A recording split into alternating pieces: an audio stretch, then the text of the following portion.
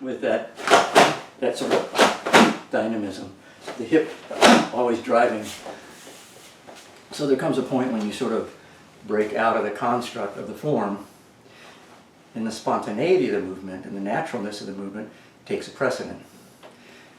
But you kind of have to feel that maybe, like when you learn, you have to feel that Zen Kutsudachi is driving, like so, with your center in a very explicit way.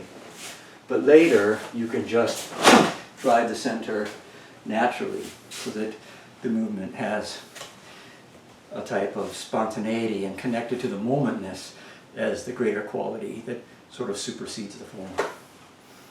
So one of the things I think you have to be a little bit careful of is that through a lot of basic practice, and don't get me wrong, I still do a lot of basic practice, but if you get married too tight to that, your karate can begin to have sort of an entrained look that is sort of, it's an inability to change, adapt, and kind of move around that. And you can explore that in any movement. I mean, even if you're doing, say, a uchuke or something, I mean, you can feel there's a lot of freedom in movement of your shoulder that maybe you're not feeling if you're just doing the technique the same way over and over again. There should be a certain relaxation and flexibility in that shoulder joint.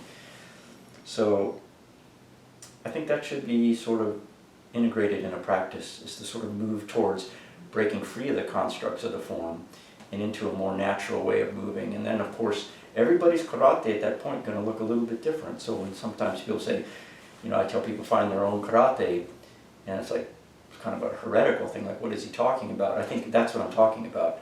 It's like once you understand those principles, no two piano players are going to play the piano the same. Really, if you think about it, that's the idea. That the piano then just becomes a tool that is part of your individuality. So one way maybe to get there is think in terms of the idea that your karate is just a way of channeling energy. So oftentimes if you watch people when they perform, you'll see they'll punch, but there's sort of this feeling of trepidation or kind of stuck in that space where they're really concerned about the mechanics of the movement.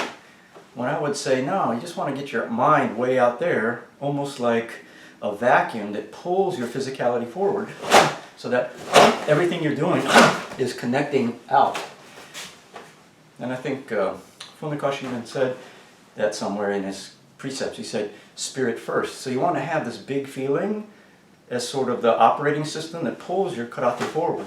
And that will manifest. It will manifest in, for example, not having your shoulder too tight. Your shoulder will have this sort of down and in feeling.